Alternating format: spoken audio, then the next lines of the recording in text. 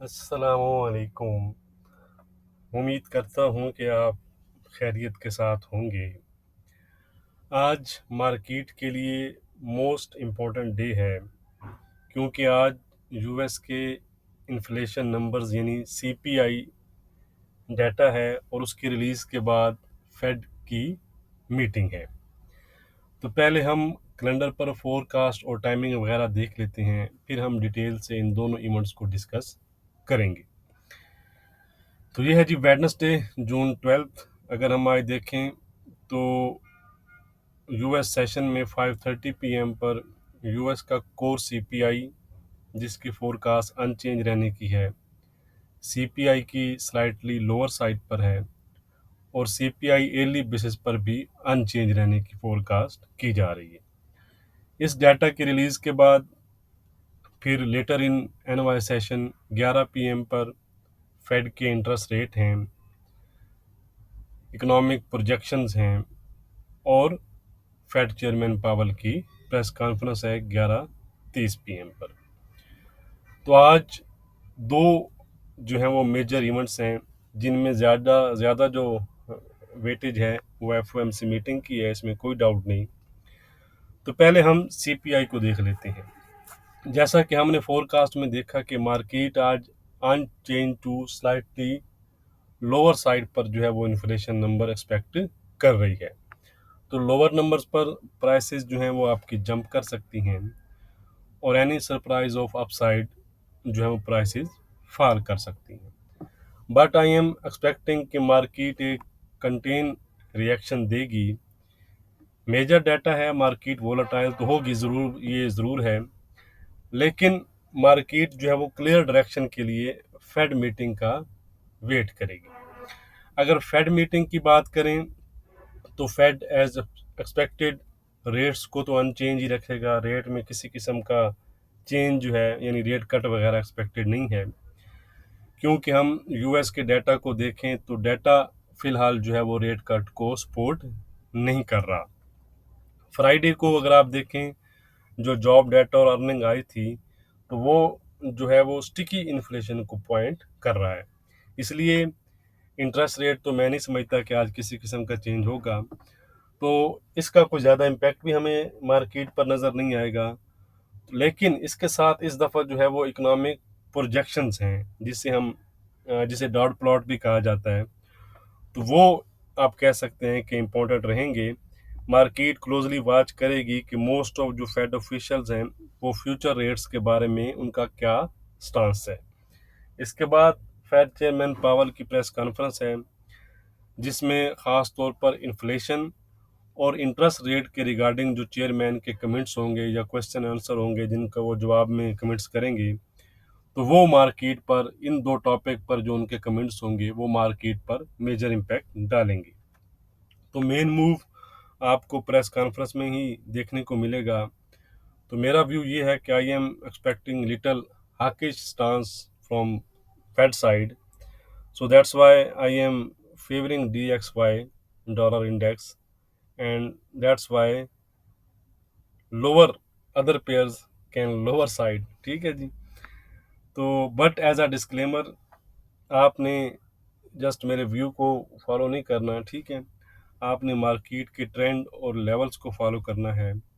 आज मार्केट में wild move जो है वो एक्सपेक्टेड हैं, वाइल्ड रेंज होगी, तो बगैर एसएल आपने ट्रेड नहीं करना। बेहतर है कि आप साइड लाइन रहें जब तक आपको थिंग्स जो हैं वो क्लियर नहीं हो जाती या आप वॉलेटिलिटी हैंडल नहीं कर सकते। तो बाकी अपडेट मैं आपके साथ शेयर कर दूंगा डाटा और फेड इवेंट की।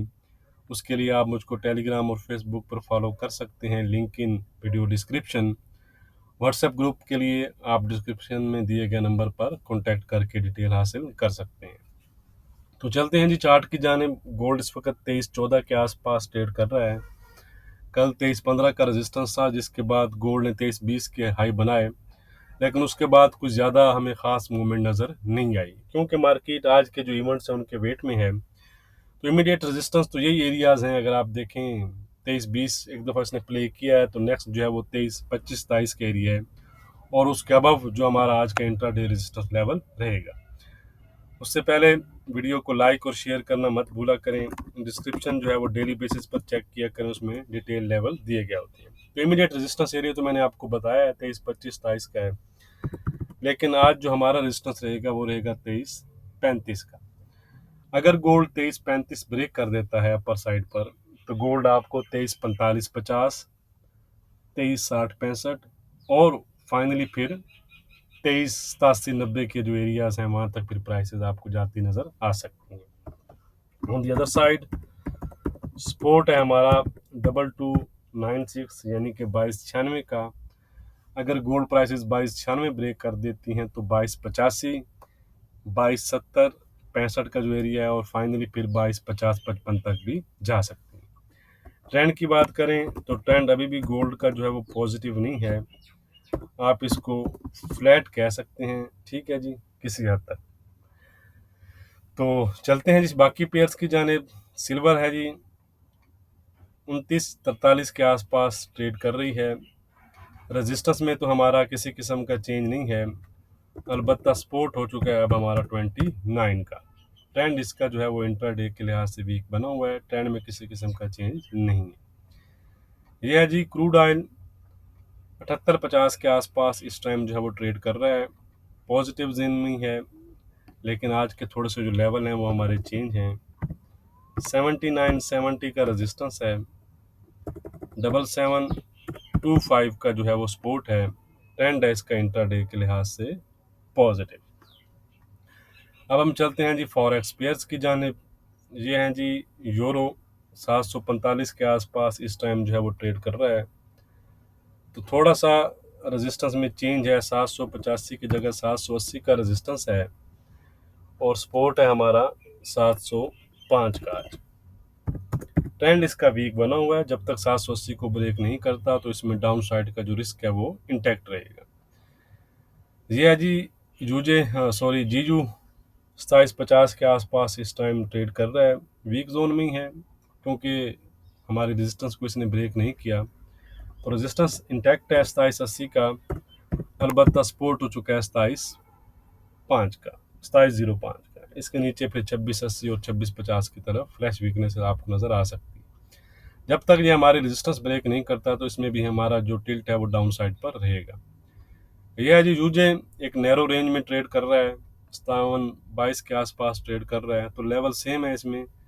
5770 का जो रेजिस्टेंस है वो भी इंटैक्ट है, 15660 का सपोर्ट भी इंटैक्ट है और ट्रेंड भी इसका पॉजिटिव बना हुआ है, स्लो पॉजिटिव है, ठीक है जी, काफ़ी स्लो मूवमेंट इसमें हमें नज़र आ रही है। ये है जी ऑड 6620 के आसपास ट्रेड कर रहा है, तो ये भी वीक जोन में हमें नज़र नहीं आ रहा, ठीक है। आज का रेजिस्टेंस है 6640 का, 6590 का रेजिस्टेंस है, ट्रेंड है इसका फ्लैट टू पॉजिटिव। वीडियो को लाइक और शेयर करना मत भूलिएगा। बहुत शुक्रिया।